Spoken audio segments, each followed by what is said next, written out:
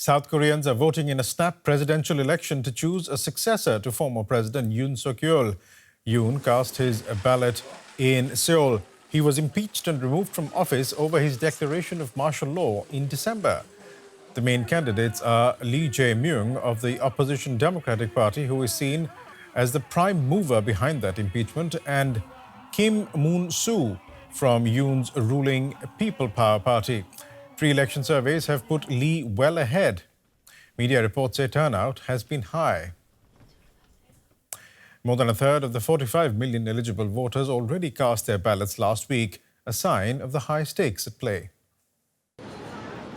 Such long queues for early voting are unusual in South Korea.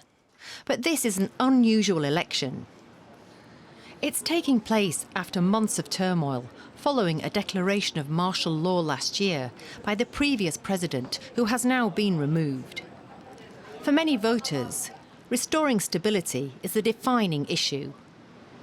The reason I voted early? I did it because I want the era to change. Also, there was the rebellion last time. I voted hoping that something like that would not happen again. The two main candidates have also already cast their ballots. In the run-up to the vote, opinion polls placed Lee Jae-myung of the Liberal Opposition Democratic Party as the clear front-runner. He was followed by Kim Moon-soo of the ruling Conservative PPP, the party of disgraced former President Yoon Suk Yeol. It was Yoon's unexpected suspension of civilian rule on December the 3rd last year that shocked not just South Korea, but the entire world. It lasted for just 6 hours, but plunged the country into uncertainty, the repercussions of which are still being felt. Yoon tried to justify the move by claiming Parliament had been paralysed by anti-democratic forces. Some feared it was the start of an attempt to return to the dictatorships of the past. Yoon was eventually impeached and removed for his actions. But South Koreans say society is more polarised than ever.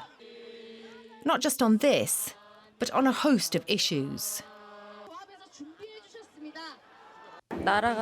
I'm hoping for a better future for my country. South Korea has so many problems to be resolved, regardless of who becomes the next president. One major challenge the candidates are promising to address is the economic downturn and the soaring cost of living that is making life difficult for many ordinary people. But certain to be high on the new leader's to-do list will be the record low birth rate and the risk this poses to the future of the country. A first priority, though, is likely to be reassuring people, both inside and outside of South Korea, that the country is returning to the path of predictability.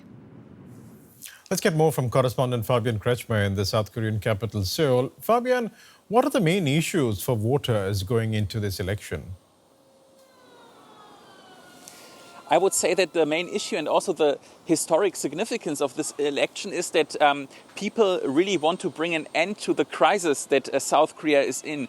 A crisis that has begun exactly half a year ago, a stone's throw away from here at the parliament, when the former President Yoon Suk Yeol sent military troops to cordon off the National Assembly. I can still remember very vividly that night. The martial law crisis could be solved after a couple of hours, but the consequences, they last until today. You basically had a power vacuum. You don't have a democratically elected president right now who can solve the deepening issues, and there are really a lot of issues right now. South Korea's economy has been shrinking in the first quarter of 2025. There are the threats by US President Donald Trump looming ahead, and they threaten basically the exports of this country. But on the other hand, you cannot really negotiate with the government if you don't have a head of state that is democratically elected. So really there's a lot at stake, and that is very obvious when you look at the voter turnout. People do care about this election. As of 2 p.m. local time, there were already more than 65% of the population going to vote, and they have cast their ballot, and that is actually a record turnout, and that is really a good news for democracy in South Korea. You know, Fabian, you were talking about that night that martial law was imposed, and you think that a country that has also lived through military dictatorships would shun the party of former President Yoon Suk Yeol, who imposed martial law. But that really hasn't been the case, has it, that people have shunned his party? Well, I have to differentiate. I would say the majority is opposing the martial law decision and is also supporting the impeachment of Yoon Suk Yeol, roughly 60%. But you may wonder why not more of South Koreans. And that basically shows how deeply polarized the country is. I mean, politically polarized, but also polarized between genders, between the generations, between the rich and the poor. It is really, really striking how polarized the country is. And basically, among the right-wing voters, they have a fundamentally different view of what happened.